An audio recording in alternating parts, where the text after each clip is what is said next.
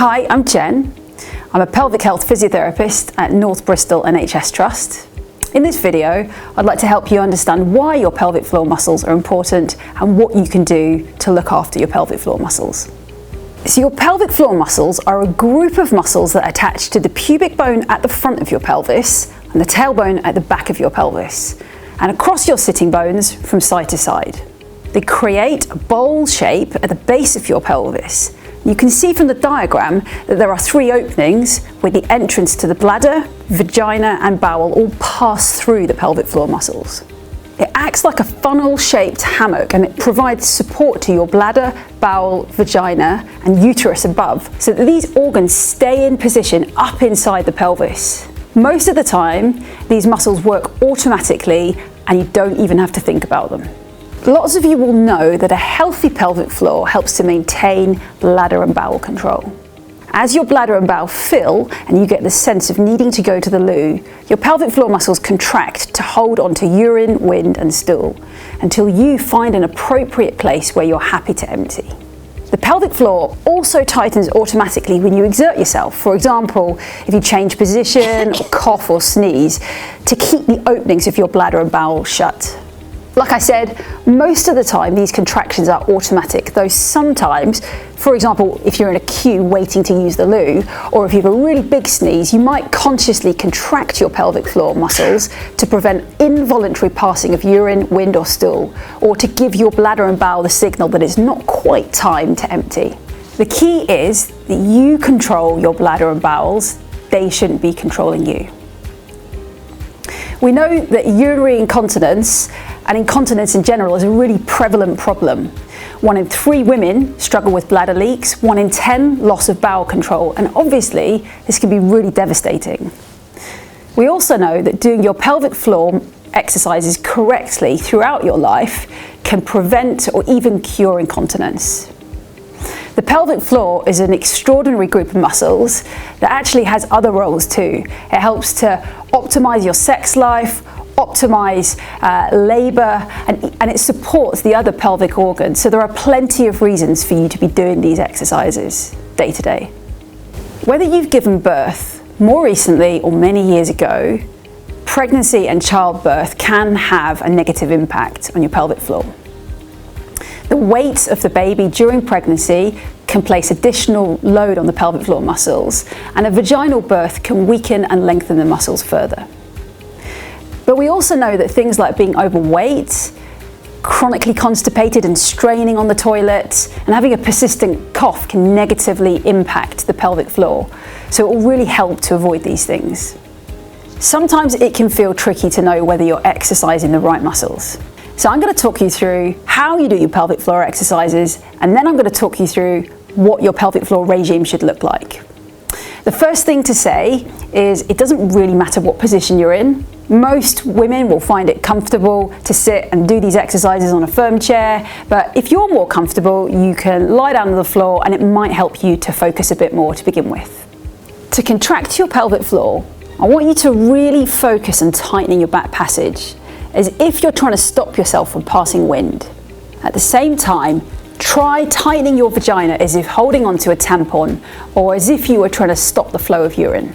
Try to feel the muscles squeezing and lifting upwards and forwards towards the pubic bone at the front, then release the contraction. You should feel the muscles softening or relaxing as you let go. So a lift and squeeze upwards and forwards, followed by a releasing and a softening of the contraction. So you're unlikely to feel an almighty contraction down below, but what you should feel is an isolated lift and squeeze, followed by a softening and relaxing as you let go of the muscles. So to begin with, you might not feel very confident doing these exercises. So just pause the video, rewind, and go over the instructions that I've just covered.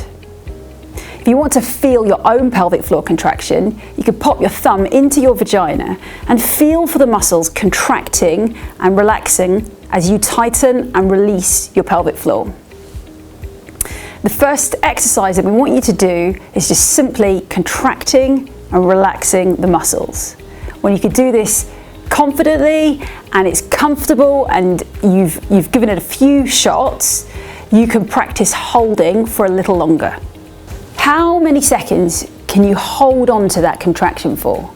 Aim for 5 seconds to begin. When you let go, can you feel the muscles relax?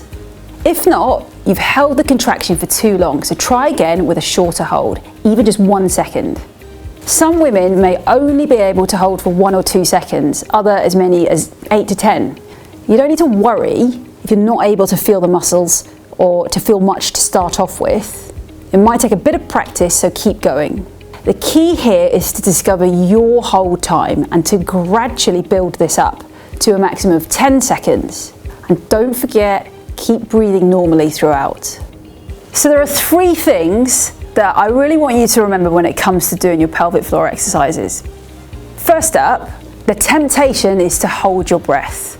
I really want you to try and avoid this. Just keep breathing normally. Some women find it helpful to take a breath in first, and then as you breathe out, to squeeze and tighten the muscles. Number 2, I want you to watch out for your butt, leg or tummy muscles.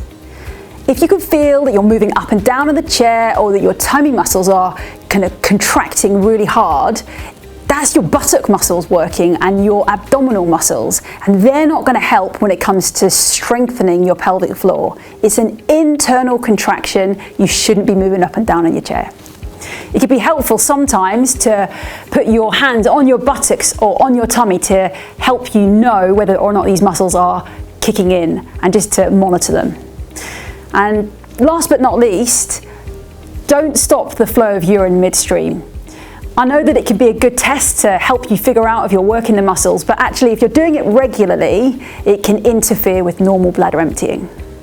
Your pelvic floor muscles need to be able to work quickly to support your pelvic organs during sudden changes of movement, like when you have a big cough. But they also need to be strong to function for long periods of time, like when you're on your feet all day, or if you're out and about and can't find any public toilets that are open. To keep your muscles fit for purpose, your exercise program needs to incorporate quick and slow contractions. Exercise 1, the slow pull-ups. Like I said earlier, it's important not to hold your breath.